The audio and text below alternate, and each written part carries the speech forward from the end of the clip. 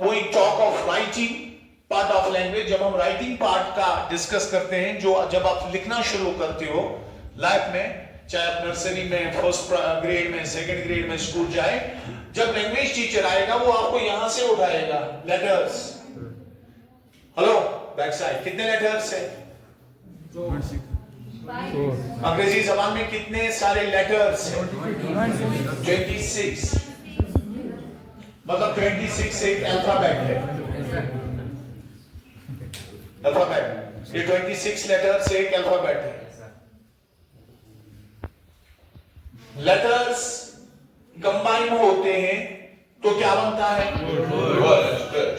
ये आपको पता है. तो ये यूनिट ऑफ लैंग्वेज है पहला लेटर. ये भी यूनिट ऑफ लैंग्वेज है. Word is very important. जरा बोलो. Word is very important. फिर से बोलो. Word is very important. You need to understand the concept of word. Word क्या है? हाँ, word जो है, it is a group of letters.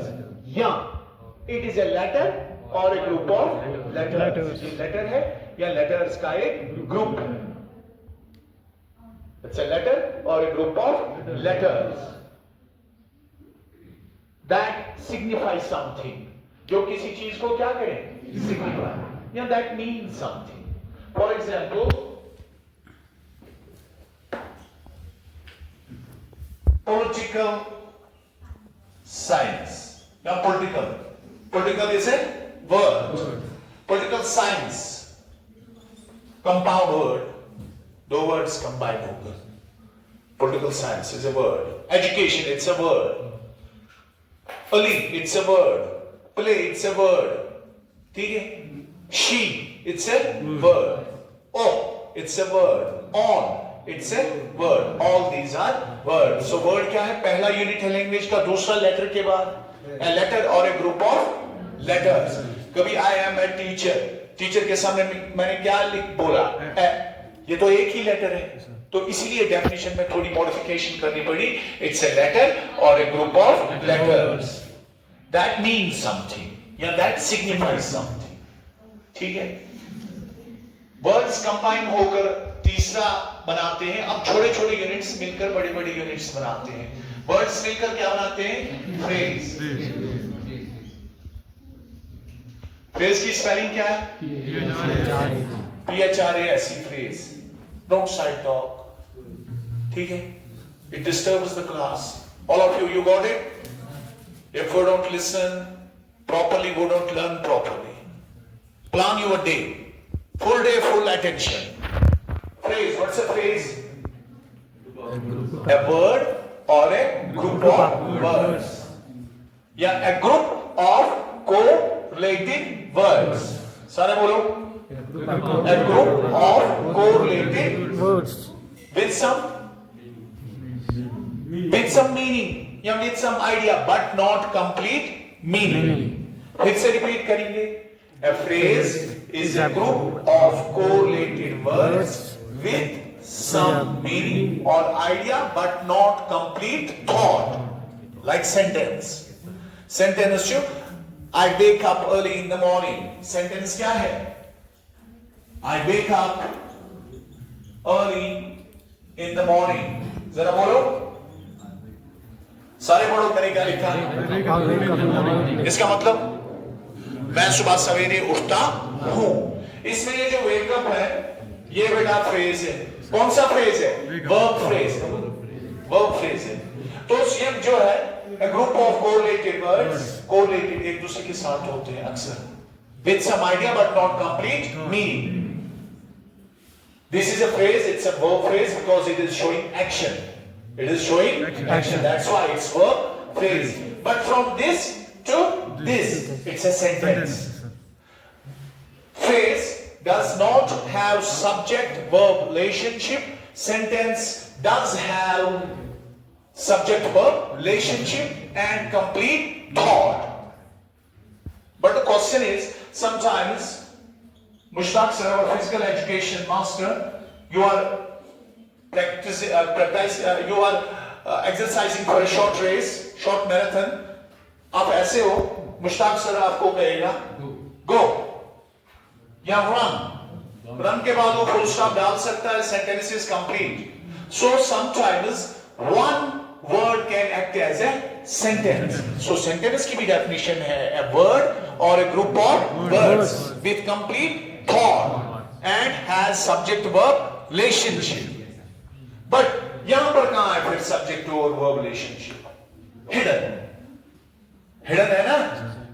Teacher is saying to the students that run, that means कि subject भी वहां है लेकिन यहां पर रिटन में नहीं आया है।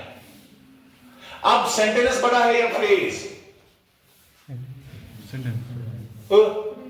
सेंटेंस बड़ा है या फ्रेज? सेंटेंस बड़ा है। सेंटेंस में कंप्लीट इंफॉर्मेशन है, सेंटेंस में कंप्लीट इंफॉर्मेशन है। कुछ एग्जांपल्स है फ्रेजेस की। फॉर एग्जांपल हैंडओवर, हैंडओवर पर एक सेंटेंस बनाइए। hand over the notebook, yes, please hand over your notebooks, it's a sentence। लेकिन hand over इसमें क्या है? phrase। जरा इस phrase को यूज करो।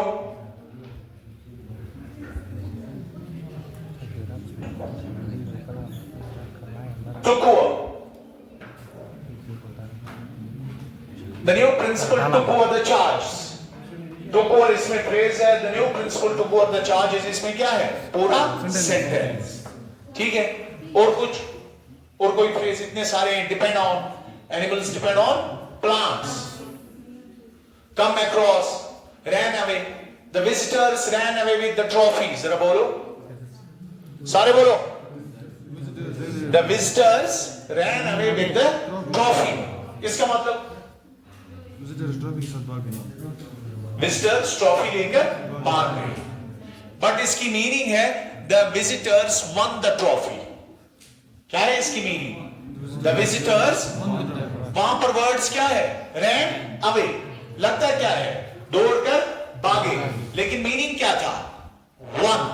So phrases का जो है sometimes they have direct meaning, sometimes they have indirect meaning। इसका मतलब है sometimes they have literal meaning, means direct, and sometimes they have figurative, metaphorical meaning। Got it?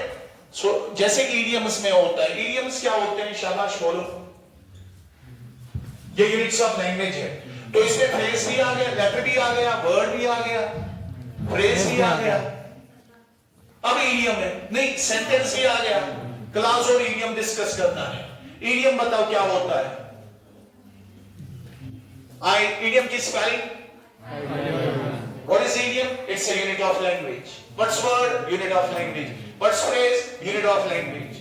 Phrase में subject verb relationship नहीं होती है, कभी meaning direct, कभी indirect। Idea not complete meaning। Sentence में subject verb relationship complete और complete meaning। ठीक है। अब आ गई बात idiom की। idiom की definition मैंने बहुत बार और examples भी आपको पढ़ाई है, मुझे लगता है 5-6 बार, 7 बार। इसके अलावा क्या कर सकता है टीचर? किया है कि नहीं? Anybody who can deny from last year? From last year 6-7 times। What's idiom? हाँ, good, यहां से सही definition I.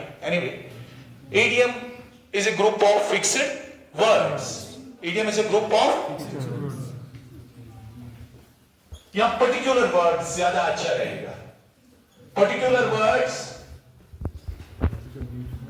fixed meaning, particular words, fixed order, and metaphorical meaning,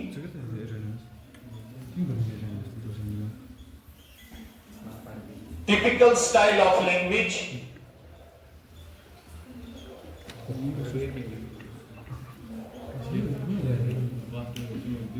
beauty of language। हाँ, ये देखो, ये इंपॉर्टेंट यूनिट है लैंग्वेज का। इसका नाम है idiom. Idiom is a group of particular words with fixed order. सारे बोलो, मैंने क्या बोला? Idiom is a group of particular words with fixed order. हाँ, that has That has which meaning? Metaphorical. उसकी डायरेक्ट मीनिंग नहीं होती है। मेरी बात समझ आ रही है? जैसे कशीर पोइट्स का इडियम आसा कुछ साथ चला ब्रोनो इस मना ये इसला के तो इस गैडिशन वाइट निब्र हवा टाइम, इसका मतलब क्या है? ये ज्यादा नखरे करता है। वर्ड्स तो अलग है, मीनिंग अलग है, ठीक है। अगर कोई कहेगा इट्स अ केक वॉक, इसका मतलब क्या है? It's easy. So cake walk is idiom. इनको मतलब कौन की केक वॉक इडियम, ठीक है। इसी तरह केक वॉक आ गया। इसी तरह एक और कोई कॉमनली यूज्ड इडियम बताओ। हाँ गुड, इसने याद रखा है मुनीर ने। It is not everybody's cup of T. It's not everybody's. Becoming Cristiano Ronaldo is not everybody's cup of T. इसका मतलब ईश्वर प्रार्थना कहते नहीं तो भाई कप ऑफ टी लगता तो चाय की प्याली है, लेकिन मीनिंग क्या है? डिफरेंट। ऐसे ग्रुप ऑफ वर्ड्स को क्या कहते हैं? Hello, idioms. एक तो पर्टिकुलर वर्ड्स,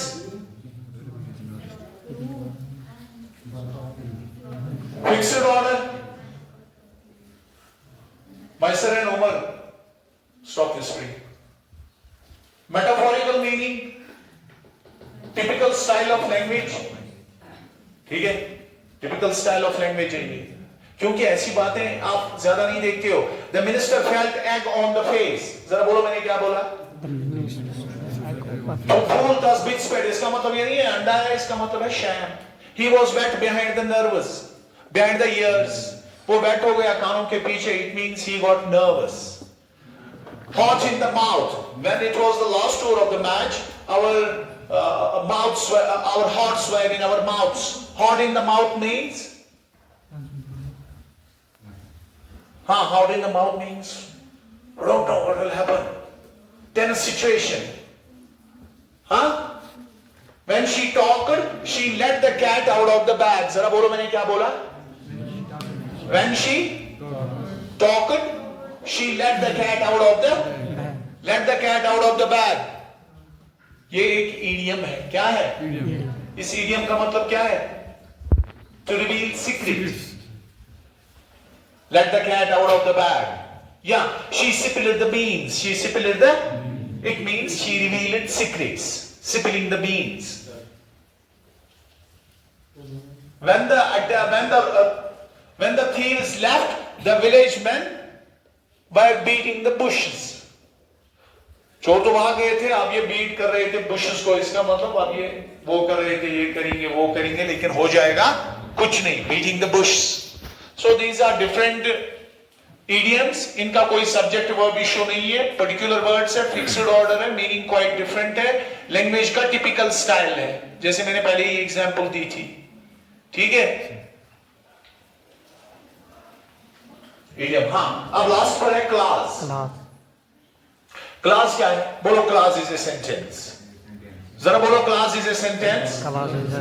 मैं कहूंगा I like music. What is this?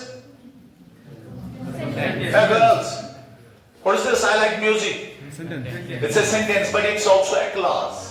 One class, one subject, one verb, one complete idea, sentence, as well as simple class.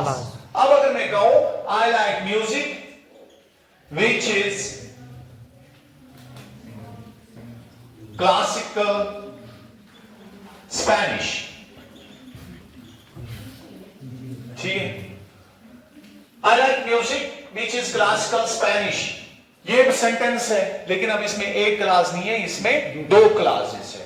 एक है ये इंडिपेंडेंट क्लास, दूसरा है ये डिपेंडेंट क्लास। सो क्लास क्या है?